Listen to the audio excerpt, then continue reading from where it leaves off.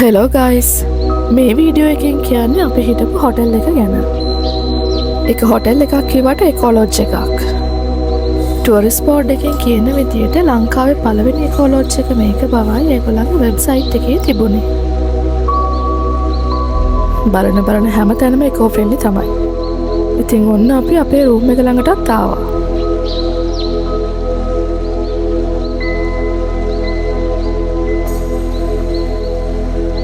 අපේ රූම් එකට එක්කාව කෙනාම රූම් එක ගැන පොඩි හැඳින්වීමක් අපිට කළා. කන්ටේනර් පෙට්ටි වලින් හැදුනට රූම් එකට ඕන කරන මූලික දේවල් ටික මෙතන තියෙනවා. වටේම තියෙන කර්ටන්ස් ඇරලා අපිට වටපිටාව බලන්නත් පුළුවන්. මේක එකෝ ෆ්‍රෙන්ඩ්ලි හොටෙල් එකක් නිසාම කෘත්‍රිම දේවල් වලින් ගොඩක් වෙලාවට ඈත් වෙලා තියෙන්නේ. ස්වභාවික පරිසරයත් එක්ක ඉන්න නිසා AC එකක් නැහැ. ඒ වගේම TV එකකුත් නැහැ. මේ වගේ තැනකට ඇත්තවිල්ලා පරිසරයේ සුන්දරත්වය විඳින්නේ නැතුව TV එකක් හොයනවා නම් AC බලාපොරොත්තු වෙනවා නම් මේක ගැලපෙන්නේ නැහැ. නිහඬ බවට කැමති, නිහඬ බව විඳින්න දන්න, නිහඬ බව ආරක්ෂා කරන්න පුළුවන් අයට තමයි මෙතන ගැලපෙන්නේ. බල්කනියට ඇවිල්ලා බැලුවම මේ පැත්තෙන් පේන්නේ සිංහරාජ වනාන්තරය.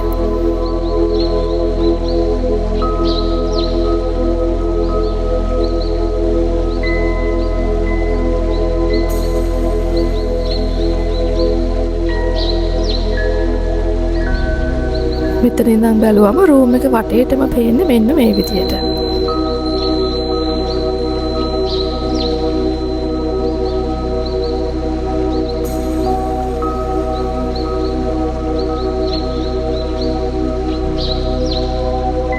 අපි ලන්ච් එකකින් ස්ටාර්ට් කරන බව කිව්ව නිසා මහන්සිය යන්න මූණ හොදාගෙන ලන්ච් එකට ගියා.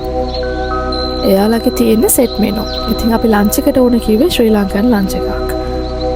හස්බන්ඩ් චිකන් කරි එකක් ගත්ති මම ගත්තේ පවුක් ඩෙවල් එකක්.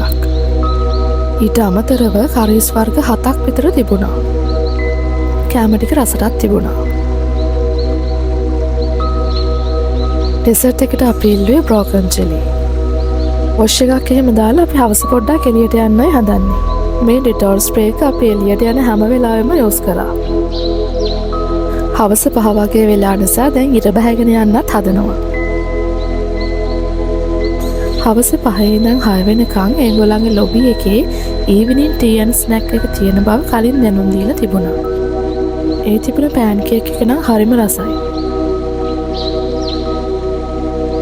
අපි මේ ඉන්න තේවත්තක් මැදනේ. ඉතින් බලන තැන තියෙන තේගස්. බලන්නකො ලොකු ගස්වල මවන රටාවන්.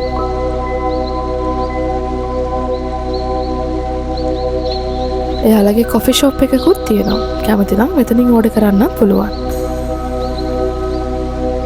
ඒ වගේ මෙතන හොඳට රිලැක්ස් වෙලා ඉන්න පුළුවන් ඩෙක් එකකුත් තියෙනවා. කඳු දිහා බලාගෙන පිරිසිදු හුස්මක් ගද්දි මාරම හැඟීමක් එන්නේ. මේ අපි ඩිනර් එකට යන ගමන්. හැම රූම් එකකම ටෝච් එකක් තියලා තියෙනවා. ඉතින් ඩිනර් එකට යද්දි ඒක අරගෙන යන්න වෙනවා. ඩිනර් එකට 5 course menu එකක් තිබුණේ.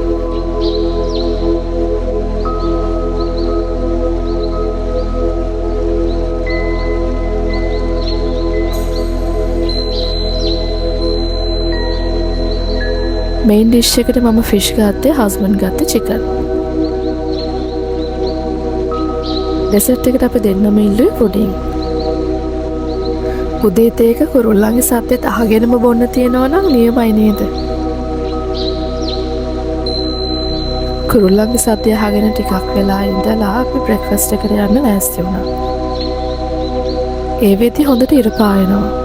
ඊයේ හවස දැක්ක ලස්සන නෙමෙයි මේ වෙද්දි තියෙන්නේ.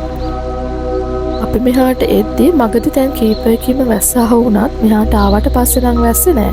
ඒක නම් ලොකු දෙයක්.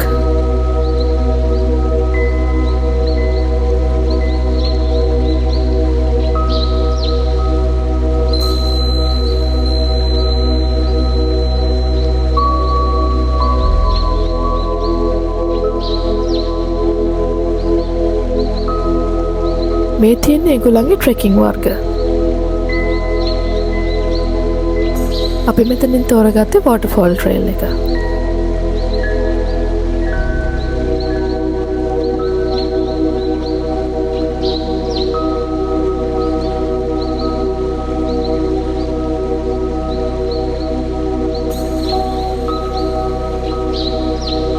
ට්‍රේල් එකට 10 වෙද්දි රෙඩි වෙන්න ඕන නිසා අපි ඉක්මනින් බ්‍රෙක්ෆාස්ට් එක ගත්තා.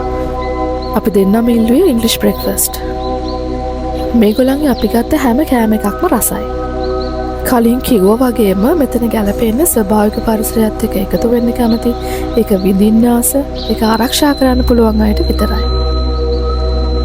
චෙක් අවුට් වෙලා ආපහු කාර් පාක් එකට යන ගමන් අපි සමන්ගල පොදබිම ළඟින් පොඩ්ඩක් බැහැලා පඳුරකුත් පූජා කරලම තමයි ආවේ.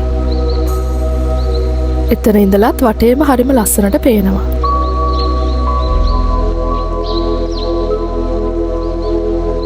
ආයමත් වීඩියෝ එකක් අරන් එනකම් ඕගොල්ලෝ හැමෝටම සුබ දවසක්.